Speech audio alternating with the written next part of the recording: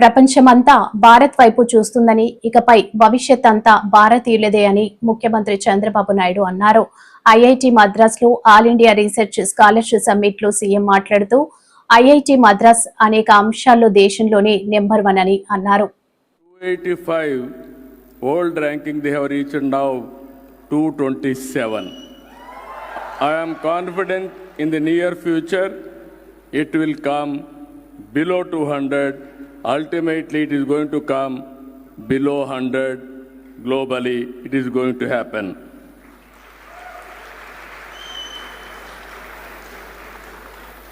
And also, very good models. They are messaging. Just now I spoke to them. What are all the new ideas I am having, everything they are doing. I really appreciate them. Nowadays, not coming to IIT Madras, you can become more brilliant by taking courses from IIT on virtual, online course also they are providing. They are disseminating information, knowledge in a big way.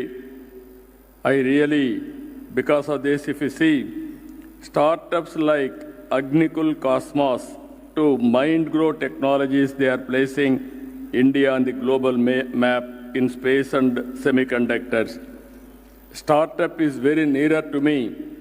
They are having very clear goal, 100 startup initiative with venture capital valued 45,000 crores and also 80% survival rate. Always we are talking about how much money they are going to get after completing the courses. This is one place we are talking about startup. While going out, you are going as an entrepreneur. That is the biggest contribution from this university. I really appreciate them. Youngsters, I am very happy by seeing here 25 to 30% students are from Andhra Pradesh Telugu community. I am proud of them.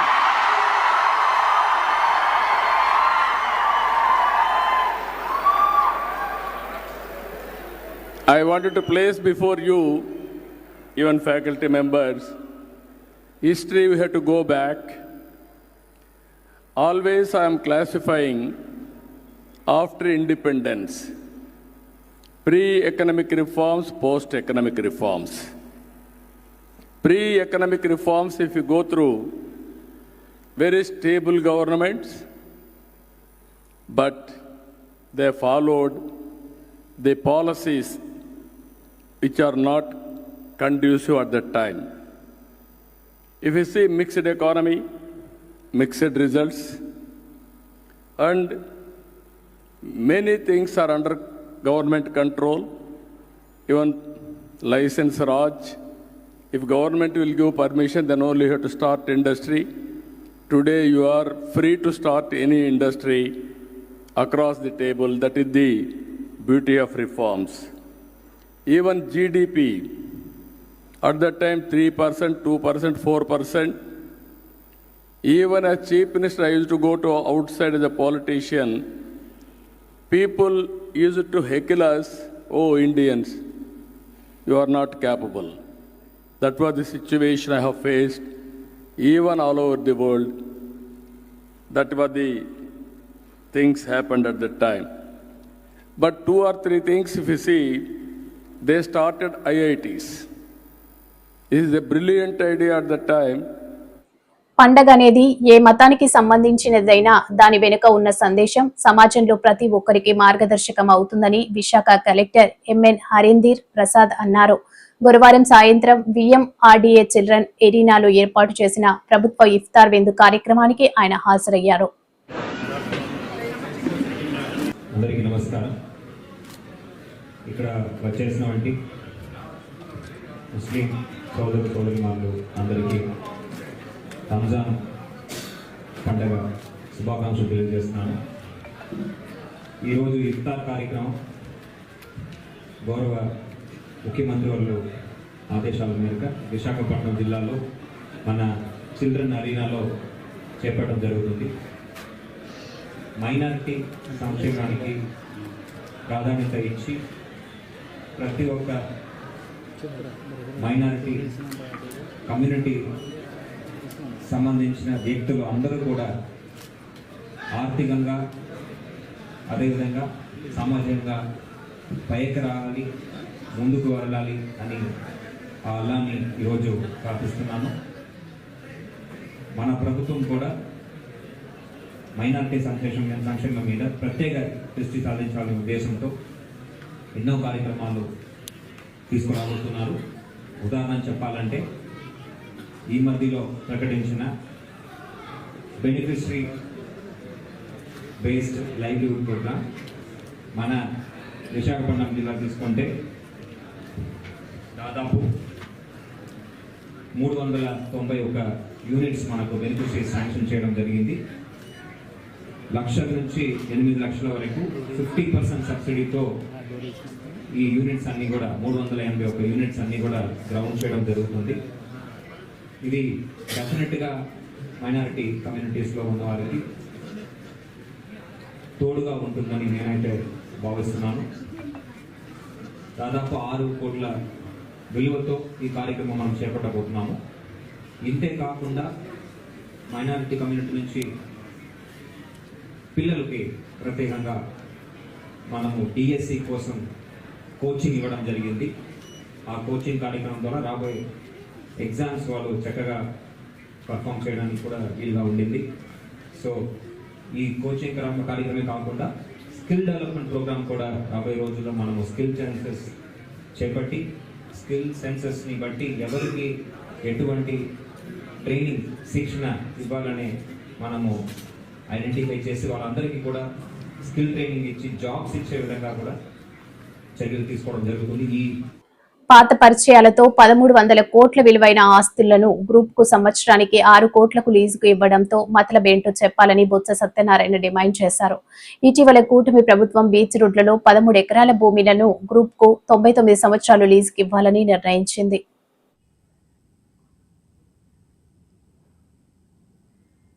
మన beach పక్కన ఉన్న విలువైన భూమిని మళ్ళీ లులు సంస్థకి ఇవ్వాలని అని ఒకటి చూశాను. అది కూడా ఆ సంస్థకి ఇచ్చింది 33 సంవత్సరాలు లీజుకి ఇవ్వాలని. 33 సంవత్సరాలు కాదు, 99 సంవత్సరాలు లీజుకి ఇవ్వాలని. లీజు కూడా సంవత్సరానికి 50 లక్షల ఎకరాకి 50 లక్షల రూపాయలకి లీజుకి ఇవ్వాలని. దాంట్లో వాళ్ళు చేసే కట్టడాలు, సినిమా హాల్స్, రెస్టారెంట్లు, కన్వెన్షన్ సెంటర్లు ఇవి ఆలోచించేమని అడుగుతున్నాను. మీ ద్వారా రాష్ట్ర ప్రధానికానికి ముఖ్యంగా మా ఉత్తరాంధ్ర ప్రాంతంలో ఈ ఉత్తరాంధ్ర ప్రాంతంలో ప్రజలందరినీ కూడా సినిమాలు కట్టడానికి, రెస్టారెంట్లు కట్టడానికి, కన్వెన్షన్ సెంటర్కి, బీచ్ పక్కనున్న ఎకరా సుమారు 100 కోట్ల రూపాయలు తక్కువ లేకుండా చేస్తున్న 1,300 కోట్ల రూపాయల ఆస్తిని ఒక ప్రైవేట్ సంస్థకి లీజుకి ఇవ్వడం అనేది సమంజసమా ఆలోచించమని కోరుతున్నాను. ప్రభుత్వం అట్టాసంగా చెప్పింది ఎన్నికల ముందు మేము సంపద సృష్టిస్తామని. ఇది సంపద సృష్టిలో భాగమా అని అడుగుతున్నాను. ఇదేనా సంపద సృష్టించమంటే?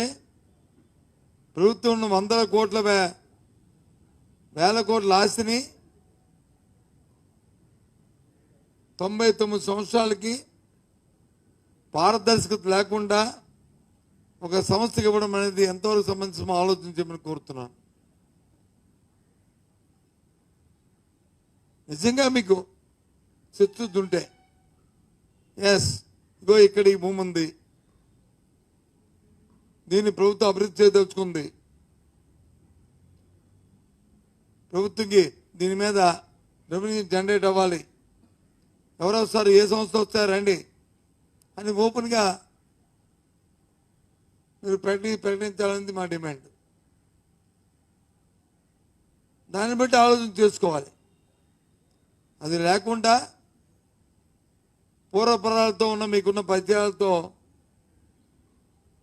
మరి 1,300 కోట్ల రూపాయలు తక్కువ లేకుండా ఉన్న ఆస్తిని సంవత్సరానికి 6 కోట్ల రూపాయలు లీజుకి ఇవ్వడం అనేది ఎంతవరకు న్యాయమో ధర్మమో, దీంట్లో ఉన్న మతలబ్ ఏంటో రాష్ట్ర ప్రధానికాన్ని ఆలోచించమని కోరుతున్నాను. ప్రభుత్వాన్ని డిమాండ్ చేస్తున్నాను సూటిగా. సినిమాలు, కన్వెన్షన్ సెంటర్లు, రెస్టారెంట్లు కట్టాలంటే ఊరికి దూరంగా కట్టవచ్చు. ఎక్కడైనా వెళ్తారు ఆహ్లాదకరం కోసం, బీచ్ పక్కనే ఎక్కర్లేదు. ఏమైనా కొత్తదనం ఉంటే, ఏదైనా ఒక కొత్తదనంతో ఒక టెక్నాలజీతో ఇంప్లిమెంట్ ఉంటే ఓకే, బట్ లేదే. ఎందుకంత ఆతృత, ఎందుకంత అవసరం? పెద్దలు సమాధానం చెప్పాలి, నాయకులు సమాధానం చెప్పాలి. ప్రభుత్వం దీని మీద react. Ola, Uber, Rapido drivers యొక్క పోరాట విజయం, సహకార ట్యాక్స్ ఏర్పాటు. విశాఖ క్యాబ్ డ్రైవర్ యూనియన్ ఆధ్వర్యంలో ప్రెస్ మీట్. ఈ ప్రెస్ మీట్ లో యూనియన్ గౌరవ అధ్యక్షులు బి జగన్ మాట్లాడారు. సహకార్ ట్యాక్సీని పెడుతున్నట్లు కేంద్ర ప్రభుత్వం ప్రకటన చేసింది.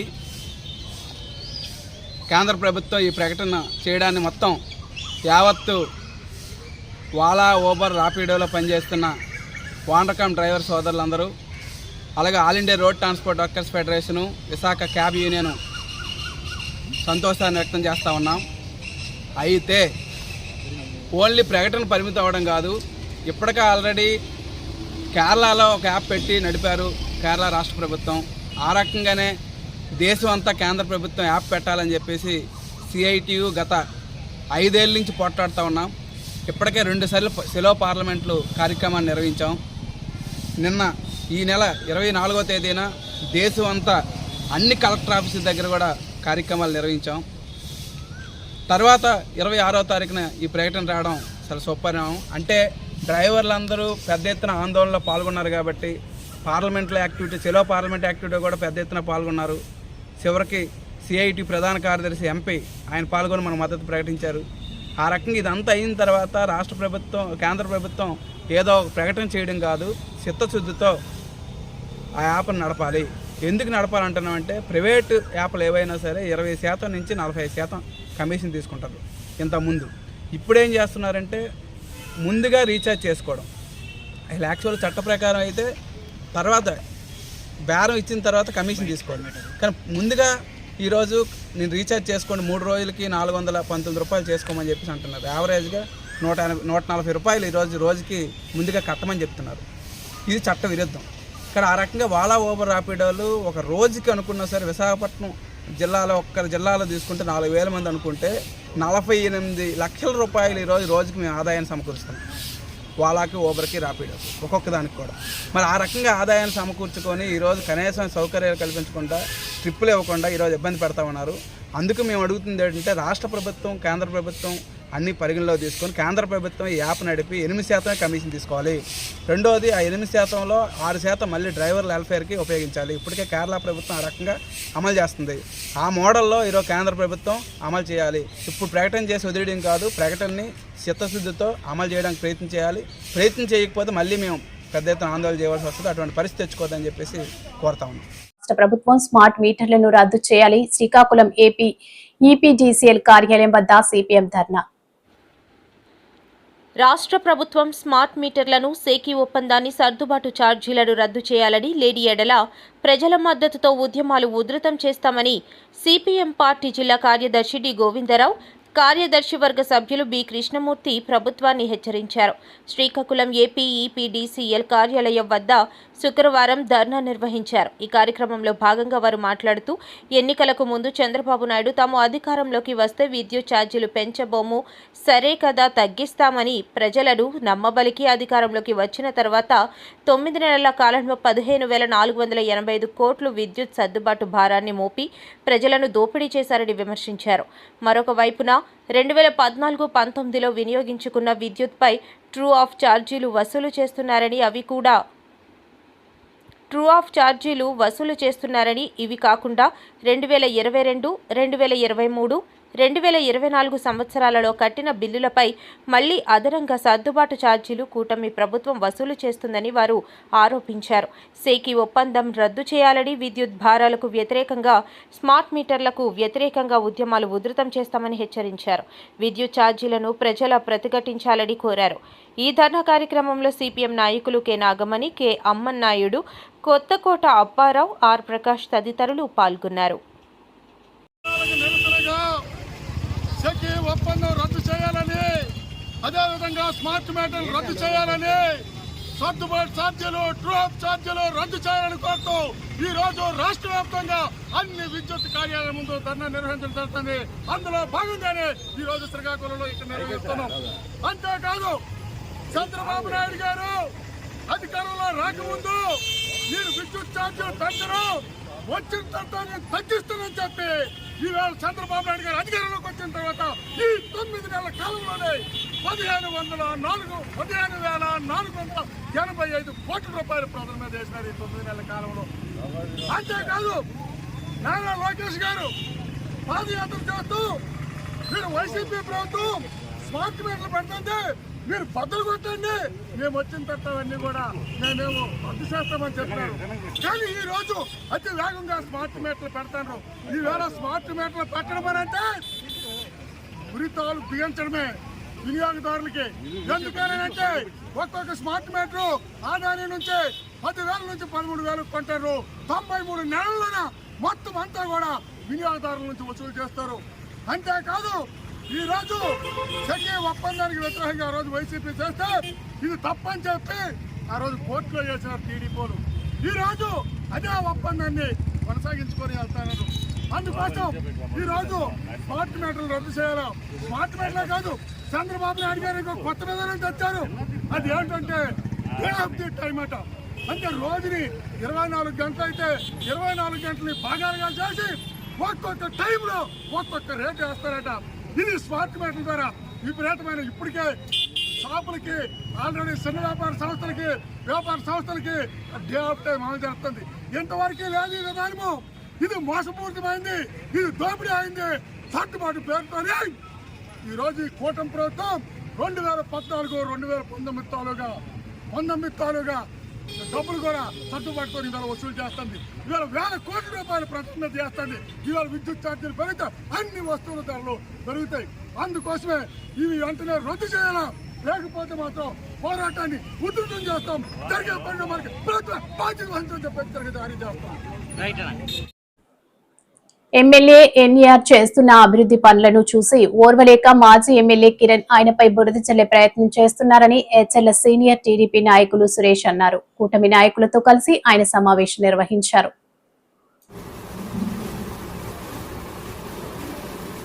ఈరోజు ఈ పత్రికా సమావేశం ఏర్పాటు చేయడం జరిగింది.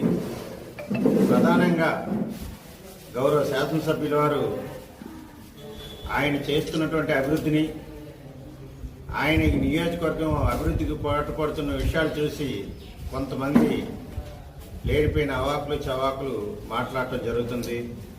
అది ప్రజలకు తెలియాలనే ఒక ఉద్దేశంతోనే ఈరోజు ఈ పత్రికా సమావేశం ఏర్పాటు చేయడం జరిగింది. ప్రత్యక్షంగా చూస్తే తెలుస్తుంది.